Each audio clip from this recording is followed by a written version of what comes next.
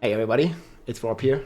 We just had another Campfire chat update for Diablo 4, and I'm here to summarize it real quick for you if you didn't have the time to watch it. There's a lot of amazing stuff coming for the Abattoir of Zir. We learned a lot of details. We even seen some gameplay. This is what I want to focus in this video. There's some new stuff for the Christmas coming. There's a lot of stuff for Season 3. There's itemization updates coming and so much more. So let's just get into it. First of all, they talked about their vision for the game. So there's been a lot of rumors with surveys that you can pay for power in Diablo 4 or you can pay for stash tabs. And that is not the case. They said that you cannot pay for power in Diablo 4, also not in the future. Not right now, not in the future, not ever, I hope. So they're gonna adjust the stash space issue by fixing itemization, and they're doing codex adjustments. I really hope on top of this that we're gonna get stash space, more stash space soon. But they didn't really give any particulars on that. But they are fixing, there's big changes on itemization, and there's codex adjustments coming as well in Season 3 and in Season 4. So no pay for power on that part. And then they talked a lot about Abattoir of Zir, and I want to show you guys, this is the new endgame system coming December 5th. And I want to show it to you guys here. Like, they actually played a run with a ball lightning sorcerer here, Filthy Rich, played live on stream, and we have a bunch of burnings here. So first of all, you have to craft a sigil. We already kind of knew it costs 800 sigil power to craft that. You can just go to the occultist, and you can see here he can craft like 1, 6, 2, 3, 10, and 20. I don't know why. So I'm just gonna like walk you through the run, and I'll talk with you what we learned. So we mute this. It's gonna go a bit faster. So there's a portal here in the Cat Bardu town. Here it is. Like, you have the sigil in your inventory. Boom, you open it, and it opens the dungeon here. You can go through the portal. Nightmare and Abattoir of Zir Tier 1 is opened. Then you can kind of go in there, and you can see his stats here. So he has about 10,000 unbuffed armor. I assume he has disobedience on his amulet, so he's actually rocking like 16, 17,000 armor on the sorcerer, 12,000 life, 10,000 attack power unbuffed. He does have a Shako and also a staff and Talbot's Will here in his inventory. He's not really using those first. Like, he's like very tanky. I think he went over his gear as well. So he's like a very tanky ball lightning sorc. So you join the run here. You have a timer, 10 minutes, so you immediately want to start going. 10 minutes timer only, and you need to slay a certain, this is tier 1, so you have to slay a certain amount of monsters. And this is like slightly above Nightmare Dungeon 100 difficulty. Let's go in 1020p. And you can see it right off the bat, the monster is actually level 155. So that means they are getting +1 level, right? Because in tier 100, they are 154, and here they are 155. So we assume a scaling that is +1 per tier, but then we see him do tier 10 later, and there the monsters had 157. So there might be something wrong, I don't know. But it doesn't seem to be that the monster level is scaling crazy high. Again, the scaling might change again on the higher levels. We don't know, but at least this one is +1 M level tier. So you also have no lives. Like, they confirmed if you die in here, if his life drops to 0, the run is over. You need to redo it. And they also talked about the party stuff.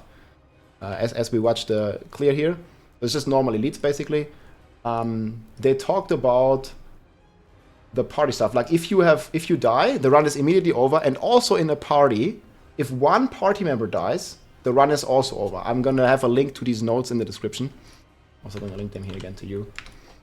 So you do not want to die, and that is probably good news for the Immortal Barbs. So we made that Immortal Barb of Melted Heart of Sealing. This is going to be probably very important to have some very good survivability, because once you die once, the run is over and you need to restart. So you definitely don't want to die, especially if you're playing in a group. Because if you die, like, everybody is going to be like a bit, I don't know, like frustrated or angry with you that you died, right? So you want to bring a tanky build, but also a high DPS build, because you only have a certain amount of time. These 10 minutes, like, they go down fast. Like, this is only tier 1, right? And he has I would say, a pretty decked out ball lightning sorc. Like, he went over his gear, and he has pretty good gear. We can maybe even find the timestamp where he went over his gear. See, he's gonna skip back to about here. So this is his gear. He's playing Godslayer Crown. He's playing, I don't know if he's hovering every item. Yeah, he's playing Verse Mastery, so pretty tanky on the Ball Lightning stock. If you're familiar, I have a Ball Lightning build linked below. Ball Lightning Orbit 25, 25 vulnerable. So he probably has Disobedience on his amulet, right? He's like very tanky. Flicker Step. Then he's playing Bane of Control, like here, perfect aspects. He didn't show the right side, but he showed, like, we just assume he has offense, and this is probably Disobedience. So yeah, he's like blasting through the run. It looks like pretty easy. So it looks like Nightmare Dungeon 100 for now, maybe a little harder. Like, this is just tier 1, as I said. Let's see as he continues here. He actually, okay, this is also very important. He found an artillery shrine in the middle of the run. And this artillery shrine seems to do a crazy amount of damage. So there might be, you know, some fishing going on. I don't like this kind of stuff. I wish there was not this much RNG in the runs. But you might as well find a conduit or an artillery or a blast wave shrine and just like one-shot the boss, basically, right? I'll show you the boss here in a second. I mean, we'll see. I'll build it right here.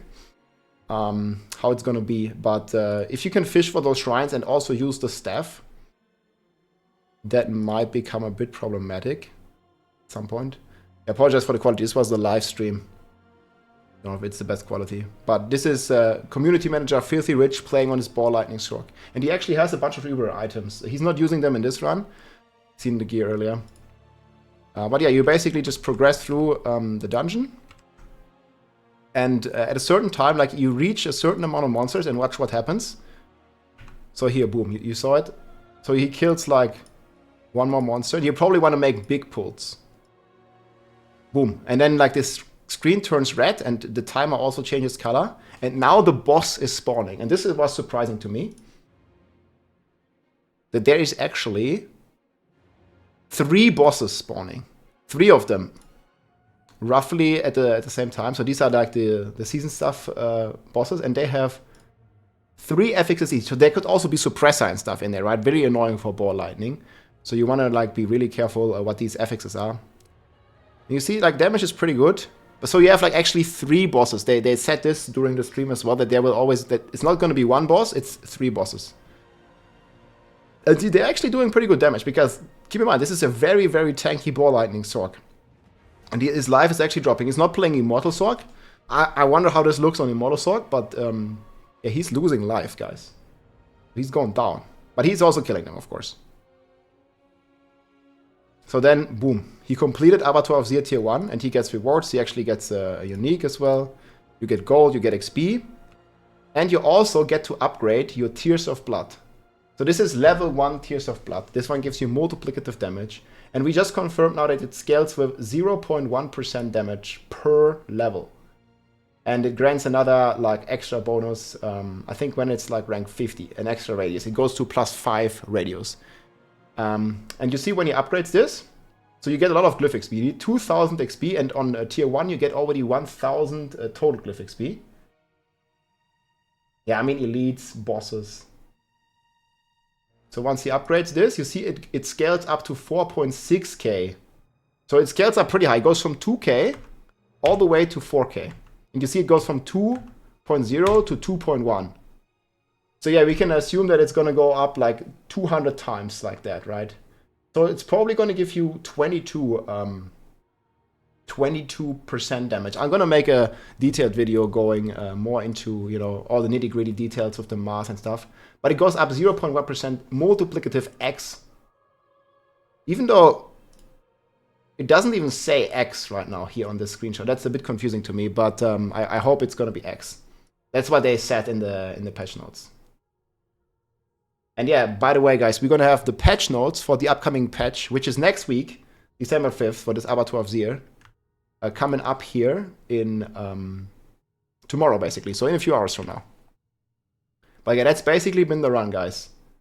And later on, he did do Abattoir of Zir tier 10. This was the second run he did. And here I can show you where he died. So this is like just a random map, right? Like this is an ice layout. And you can see here he's struggling. These monsters have monster level 157, so we are not sure exactly how the scaling is. Because remember, it was 54 on 100, and now it was 55 on tier 1, and it's 57 on tier 10. Even though, like, his build's pretty strong, but he just doesn't have the damage on this baller. And keep in mind, Ball Lightning is one of the strongest builds in the game, right? And you can see him here making a big pull. Obviously, like, he has to kill these damage reduction dudes. But this is probably the playstyle. You want to, like, make a big pull with a very tanky, very high DPS build.